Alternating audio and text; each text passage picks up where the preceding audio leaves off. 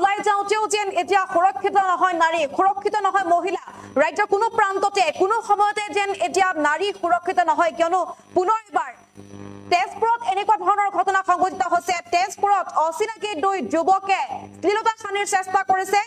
দুগৰাকী যুৱতীৰ এজনক ইতিমধ্যে আটক কৰা হৈছে আৰু দুগৰাকী যুৱতীক যৌন নিৰ্যাতন চলোৱাৰ অপচেষ্টা চলোৱাৰ সময়তে এজনক আটক কৰা হৈছে আৰু আনজনক বিচাৰি বৰ্তমানেও আৰক্ষী অব্যাহত ৰাখিছে অভিযান। দৃশ্যাংশ আমি লৈ আনিছো। এবাৰ ঘটনাৰ স্থান হৈছে তেজপুৰ আৰু ঢিঙৰ যি ঘটনা হল, সেই ঢিঙৰ ঘটনাক লৈ বৰ্তমানেও জ্বলি আছে ৰাজ্য, বৰ্তমানেও প্ৰতিবাদ সাব্যস্ত কৰি অহা হৈছে আৰু তাৰ মাজতে তেজপুৰত তেনেধৰণৰ অনুৰূপ কাণ্ড সংঘটিত হৈছে।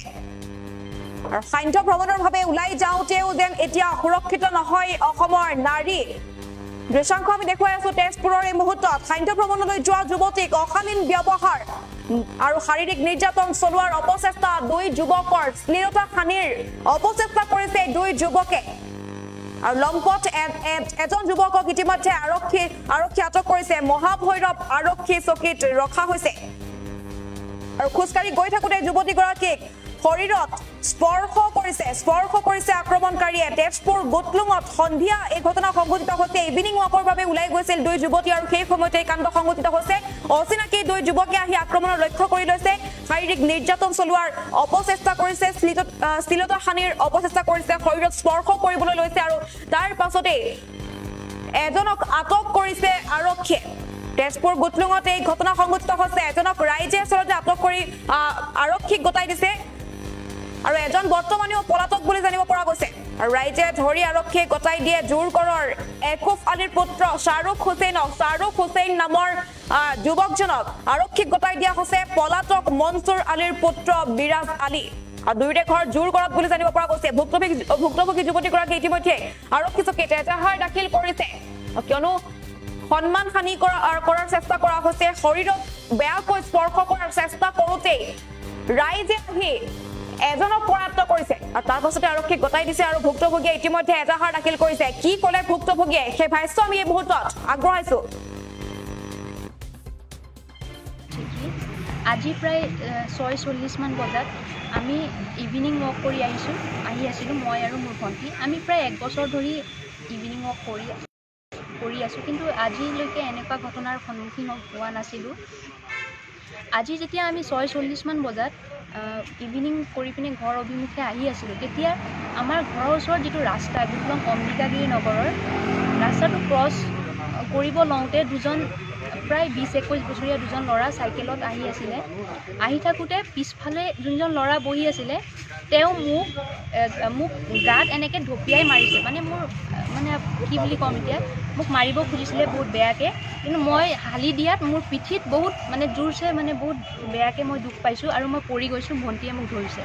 এনে ক্ষেত্ৰত আপোনালোকেতো গম পায়ে আছে কলিকতাত এনেকুৱা ধৰণৰ কিছুমান ঘটনা ঘটি আছে। কালি ঢিঙতো হৈছে।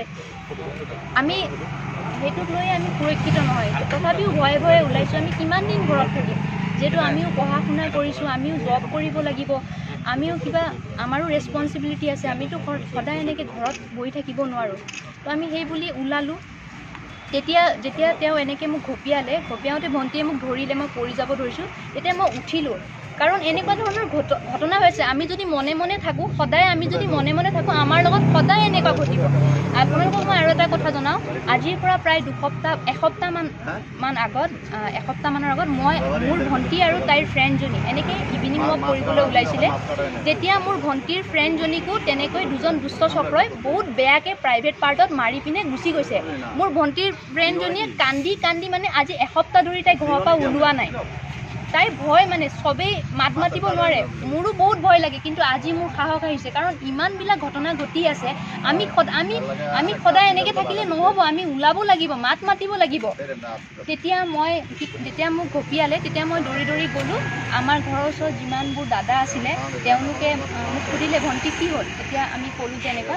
তেতিয়া দাদাহঁতে বাইক লৈ পিনে স্কুটি লৈ সেই দুষ্ট চক্ৰ দুজনক ধৰিলে। ধৰোঁতে এজনক ধৰিলে, কিন্তু আনজন পলাই গুচি গ'ল। থানাত এজাহাৰ দিছে? হয় আমি দিছোঁ, আৰু এজনক ইতিমধ্যে কৰিছে, ৰাইজে ধৰি পেলাই থানাত দিছে। আৰু এজনক ছাৰে কৈছে ৰাতিৰ ভিতৰত। পৰা মই বজাৰলৈ ওলাই আহি আছিলোঁ।